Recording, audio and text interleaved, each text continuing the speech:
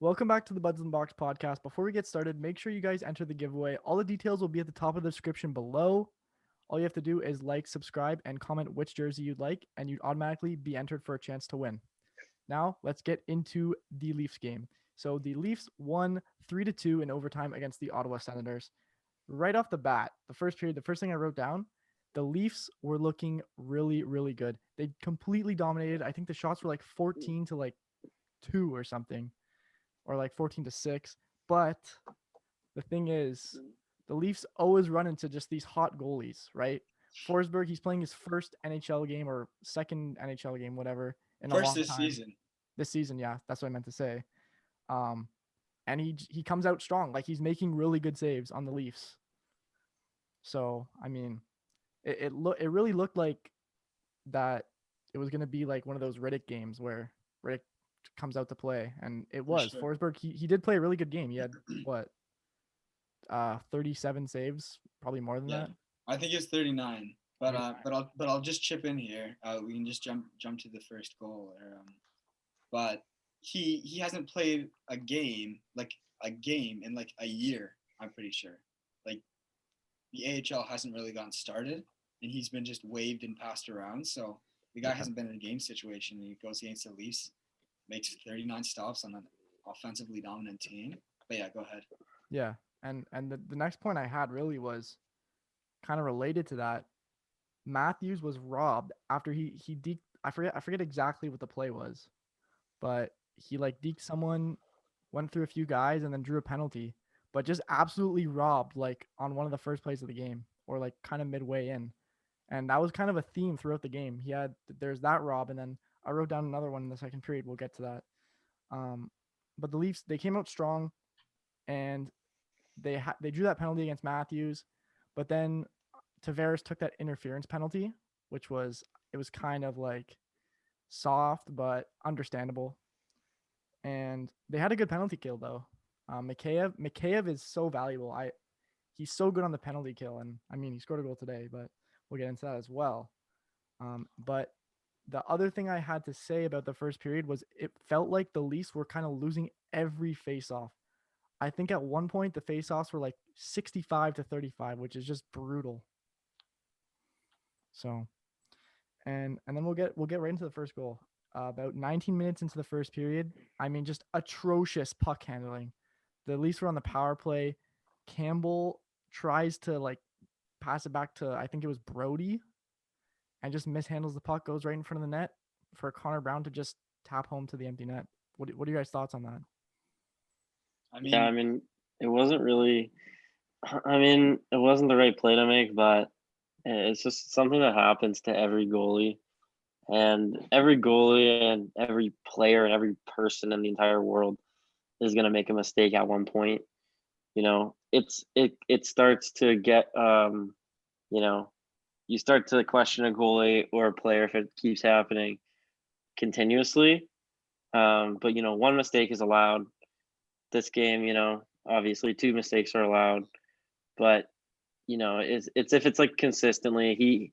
I think Campbell, he's kind of jittery when he's playing the puck, especially because he's still getting used to the NHL. As much as it seems like he's older and he's into it, he's only played 60 NHL games in his life, so he's still getting used to it. He's still basically, whatever. So playing the puck is just something that he's gonna have to go um, to practice and work with the goalie coaches. It's not something to worry about, and it's not something that obviously didn't get into his head during the game.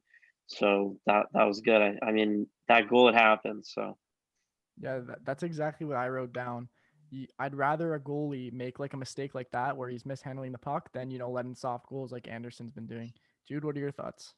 well, I mean, I don't know. If you guys players, it probably just goes over your head. But I've been watching Campbell a lot, in a lot of detail recently. Just to compare the games of him and Anderson.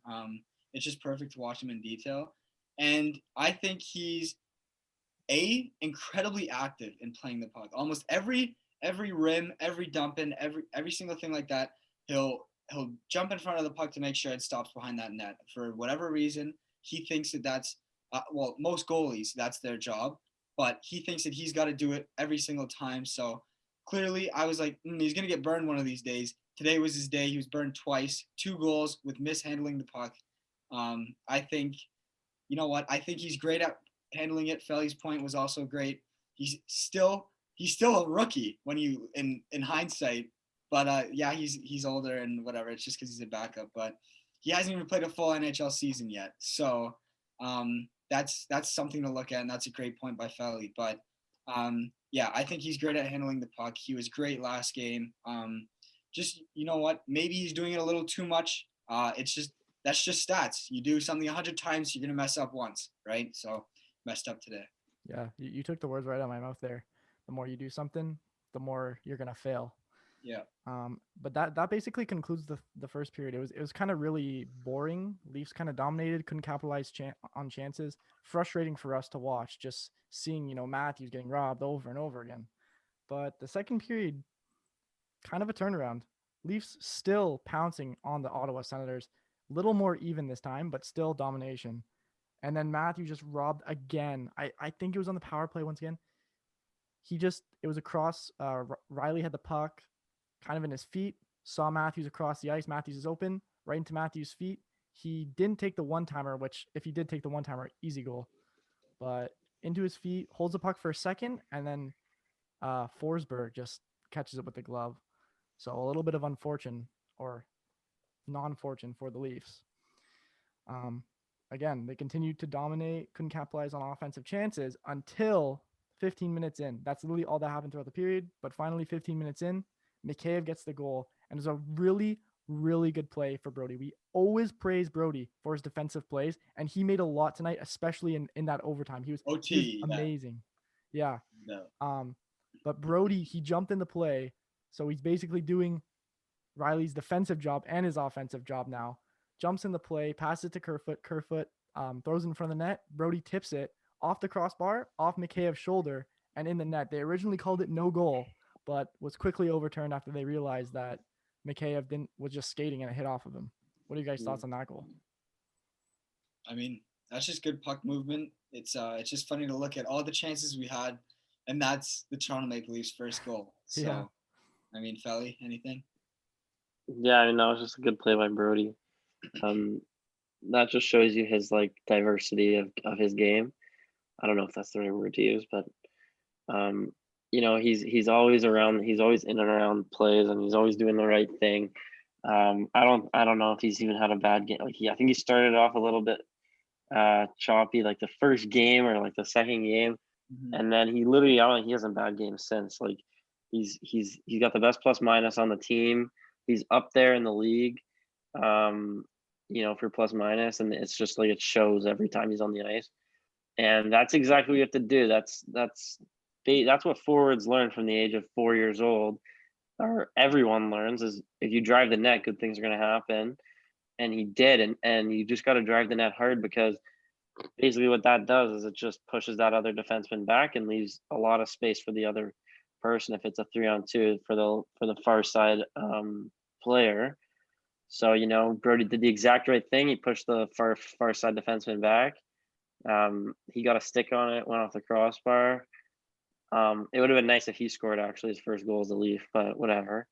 At least it went in. So and that's just Mikheyev getting rewarded for all his great chances that he's gotten this year. So exactly, yeah. And Brody doing it on both ends, probably a lot of credit to Dubas though. That was probably one of the best signings he made. He noticed that Barry didn't work out with two offensive defensemen, Riley and Barry, and then just that you just noticed that if Riley has a defensive pairing that can play defense, this could be something special, and it's definitely working out. But that's all for the second period there. Third period is where it starts to heat up. So nothing really happened throughout the first half, I would say. Leafs just continuing their play. It started to heat up there for a little bit. And 11 minutes in, Kerfoot creates a turnover. Very, very good forechecking from that third or fourth line. Kind of interchangeable third and fourth lines there. Kerfoot, Thornton, and Spezza. I really like that line. I said that, I think, last video. Just the two old guys and Kerfoot. Kind of they're Jason Spezza isn't struggling, I would say, but he's probably not used to, like, he's still kind of aging out slowly, He's I got would 3 say. goals in the last 3 games, so I wouldn't say Exactly. he's struggling at all. No, but I mean, like, he's kind of like getting older. He was always been used to like putting up points, and you put those guys with Thornton, who's the same, and Kerfoot, who's kind of been struggling, and now he's picking it up, and they're really coming along. So amazing forecheck by Kerfoot right to Spezza, slap shot from the slot, tipped off, I believe.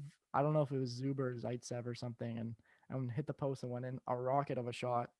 Um, I couldn't give enough praise to them. What do you guys think? Yeah, you basically covered it there. It was just a good play by Kerfoot, rocket of a shot by Spezza, and no matter how old he's getting, his shot is still one of the hardest in the league, if you ask me. So that was just a nice shot. A little bit of a lucky bounce, but the Leafs haven't gotten a lucky bounce like that. And I mean, Kerfoot's goal Makheyev's goal and Spezza's goal were about the 2 luckiest bounces the Leafs have gotten in 2 months. So Exactly. yeah. Jude, what about you? Any thoughts? No, well, you guys covered it, but the best example of the Leafs' luck is the 2 goals on Jack Campbell. But we'll get to the second one. Yeah. As much as they do have that luck in this game, they also have that unlucky bounce. And before getting to that last goal that Campbell basically misplayed the puck again, I want to get your opinions on how you guys are liking the Simmons, Matthews, and Marner line, because so far I've liked it pretty well. I mean, they're creating chances, they just can't finish. How about you guys? Yeah, I've liked it. I mean, we talked about this last podcast, Yeah, I I was think, or just maybe about the to one say that. We maybe did? the one before, but Me and Kelly went nuts on this. but no, Oh, I I mean don't I mean remember. it was a good. I just like the line. I still like Hyman much better because Hyman he's evolved into he's not only just a checking forward, he's now a playmaker too, and a goal scorer. He's a two-way forward that can score and play make. He's kind of the whole package, honestly, when you ask me. Um, but Simmons is good too because he's basically a power forward. He gets in there, he checks guys, he gets in the dirty areas. But so does Hyman. I want to see Hyman on that line next time, and I think maybe I want to see Simmons back with the third line. Not because I don't think Simmons is playing well or anything like that, but I just think Hyman deserves more of a role as of right now, just because he's playing amazing. And I think when you put him with Matthews and Martin, they're kind of unstoppable. It's like so. Jude? Well, yeah. Today marks the one of my last Leaf games that I was at. I was sending the videos to Felly, and Tavares had a 4-goal night tonight, and that line consisted of Tavares, Hyman, and someone else. I don't know who it was. Marner.